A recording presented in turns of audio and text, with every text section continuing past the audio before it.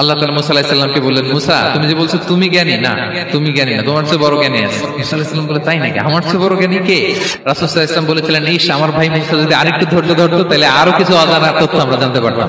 জানার কোনো শেষ নেই, জাননেওয়ালার উপরও জাননেওয়ালা আছে, জ্ঞানীর উপরও জ্ঞানী আছে।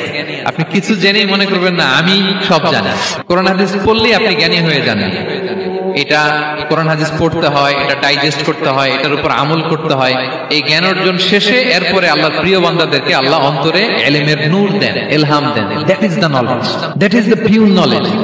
আপনি হাফেজে কোরআন হয়ে ভাবেন না আপনি সব জানেন, আপনি বুখারী মুখস্থ করে ভাবেন না সব জানেন। এই সব জ্ঞান অর্জন করার পরে ইলমের নূর হাসিল হয়, সেটা আল্লাহ সবারে দেয় না। জ্ঞানেরও কিন্তু ইলমেরও একটা গরম আছে, যার ইলম আছে তার মধ্যে এই সমস্যাটা কাজ করে। সেটার জন্য আল্লাহ তাআলা মুসা আলাইহিস সালাম, খিজির আলাইহিস সালামের ঘটনা বলেন। আমি খুব সংক্ষেপে বলবো, সময় কম। মুসা আলাইহিস সালাম হচ্ছে বনি ইসরাইলের নবী, আর খিজির আলাইহিস সালাম কেউ বলেছেন নবী, কেউ বলেছেন আল্লাহর ওলি। আসলে আরবিতে ওনার নাম খদির, আমরা বাংলায় বলি খিজির। খদির মানে সবুজ। উনি যে কোনো জায়গায় বসলে ওখানে মরা গাছ লতা পাতা এগুলো সবুজ হয়ে যেত। অনুর্বর এলাকার উপর দিয়ে হেঁটে গেলে ওটা উর্বর হয়ে যেত। তো মুসা আলাইহিস সালাম একবার ওয়াজ করতেছেন এইভাবে বনি ইসরাইলের সামনে, খুতবা দিচ্ছেন। হঠাৎ এক লোক দাঁড়ায় বলে, ইয়া নবী আল্লাহ, মান আ'লামু ফিল আরদ, বর্তমান পৃথিবীতে সবচেয়ে জ্ঞানী কে? মুসা আলাইহিস সালাম বলেন, ফাকালা আনা, আমি। কি বললেন? উনি আসলে ভুল কিছু বলেন নাই, কারণ প্রত্যেক জামানার নবীকেই আল্লাহ তাআলা সবচেয়ে বেশি জ্ঞান দিয়ে পাঠান, কারণ তার কাছে ওহীর জ্ঞান আসে, অদৃশ্যের খবর আসে, ইলমুল গায়ব আসে। কিন্তু এই উত্তরটা আল্লাহ তাআলার পছন্দ হয় না। আল্লাহ তাআলা চাচ্ছিলেন মুসা যদি বলতো আল্লাহ তাআলাই জানে কে জ্ঞানী বা আল্লাহই সবচেয়ে জ্ঞানী, এরকম হলে ভালো হতো। কিন্তু মুসা আলাইহিস সালাম কি বলছে? আমি। একজন প্রশ্ন করলো, সবচেয়ে বড় জ্ঞানী কে? উনি কি বললেন? আমি। এই যে আমি এটাতে ঝামেলা আছে। আমি বড়, আমি জানি, আমি সব। This is problematic. আল্লাহ এটা পছন্দ করলেন না।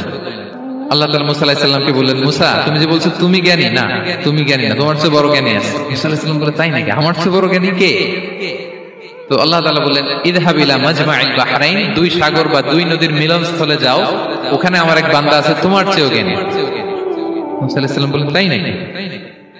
তো আল্লাহ, আমি কিভাবে চিনি উনি কোথায় থাকে, কিভাবে বুঝবো? আল্লাহ বললেন, একটা বড় মাছ নাও, এটাকে ফ্রাই করো, এটাকে ফ্রাই করে একটা ঝুড়ির ভেতরে নাও, যেখানে এই মাছটা সাগরে ঢুকে যাবে ওখানে আমার বান্দাকে পাবে। তো উনি ওনার সহযোগী ইউশা ইবনে নুনকে নিয়ে হাঁটতে লাগলেন। হাঁটতে হাঁটতে এক জায়গায় ক্লান্ত হয়ে পাথরের পাশে বিশ্রাম নিলেন। ওই পাথর থেকে আবার এক ধরনের পানি বের হয়, এই পানিটারে বলে আবে হায়াতের পানি, মাউল হায়াত, জীবন নদীর পানি। এই পানি কোন মৃত প্রাণী বা বস্তুর গায়ে লাগলে ওটা জীবিত হয়ে যায়। তো ওনারা পাথরে হেলান দিয়ে বিশ্রাম নিচ্ছিলেন। ওই পানি ওই ফ্রাই করা মাছের গায়ে লাগার সাথে সাথে মাছ জীবিত হয়ে ঝুড়ি থেকে বের হয়ে সাগরে ঢুকে গেছে। ওনারা আর খেয়াল করেন না। এরপর আবার হাঁটতে লাগলেন। হাঁটতে হাঁটতে যখন ক্লান্ত তখন বলে, এই ইউশা, আমাদের ওই মাছ ফ্রাই মাছটা দাও, এখন খাই। ঝুড়ি খুলে দেখে মাছ নাই। মাছ গেল কোথায়? তখন ইউশা বলল, হয়তো আমরা যে পাথরের ওখানে বিশ্রাম নিয়েছিলাম ওখানে আমরা মিসিং, ওখানে হারাই ফেলছি। চলো চলো, আরে ওদিকে তো যেতে হবে আমাদের। উনি গেলেন, যে দেখে মাছ যে জীবিত হয়ে বালুর এদিকে নাড়াচাড়া করতে করতে সাগরে ঢুকে গেছে, ওখানে দাগ আছে।